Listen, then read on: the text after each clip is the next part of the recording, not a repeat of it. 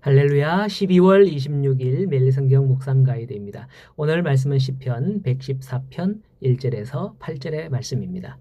이 시편 114편은 누구에 의해 지어졌는지 알 수 없는 시입니다. 하지만 이 시가 지어진 시기는 북이스라엘과 남유다가 각각 아수르와 바벨론에 의하여서 멸망당한 후 70년이 지나 포로에서 귀환하던 그때에 지어진 시다, 이렇게 볼 수 있습니다.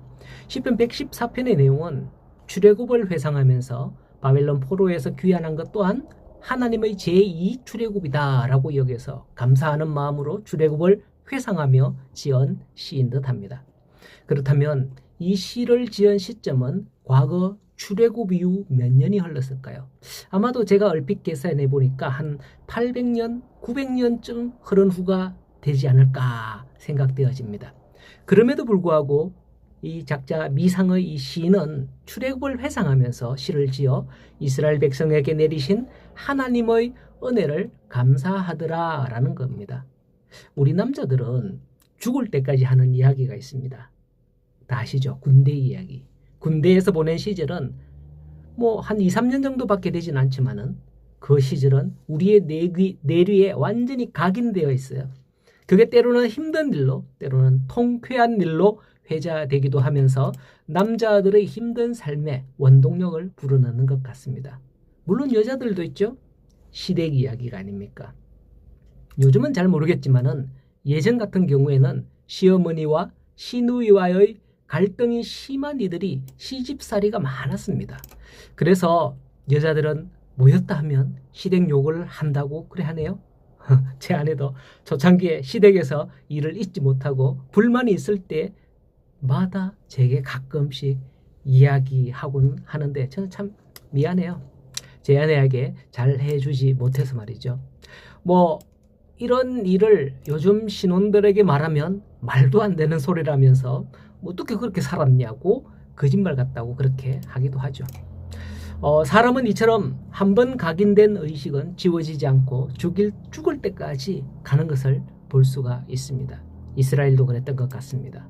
모든 일과 행위에 대한 잣대의 출발점이 출애굽이 아니었나 그렇게 생각되어져요. 그래서 이처럼 800~900년이 지난 이 시점에서도 그 출애굽의 사건을 언급을 하면서 지금 우리가 포로에서 풀려난 것도 그때와 같은 하나님의 은혜다라고 노래하는 것입니다.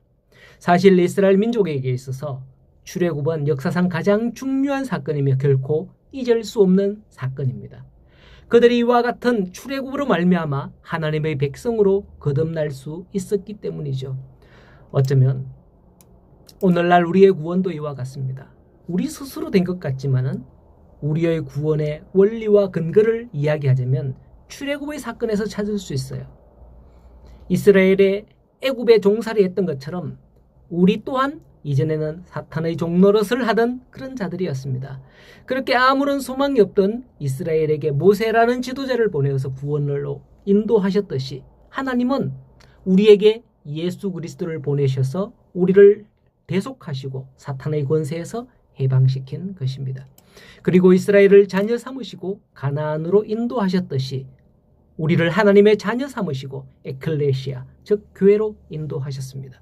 물론 가나안 땅이 이스라엘의 영원한 안식처는 아니듯 우리의 영원한 안식처도 교회는 아닙니다. 바로 천국으로 인도하시는 거죠. 우리는 천국이 있음을 믿고 지금 신앙생활하고 있는 거 아닙니까? 이렇게 본다면 출애굽 때로부터 3000년이 지난 지금도 우리에겐 출애굽의 사건이 회자되고 있고 여전히 신앙생활의 원리와 구원의 여정에 적용되어지는 근간이다라는 것을 볼 수가 있는 겁니다. 오늘 시편에서 시인이 출애굽의 사건을 회상하면서 바다의 사건, 요단강의 사건, 시내산의 사건, 이런 것들을 노래하면서 7절에 땅이여 너는 주 앞에 곧 야곱의 하나님 앞에 떨지어다 라고 선포하고 있습니다.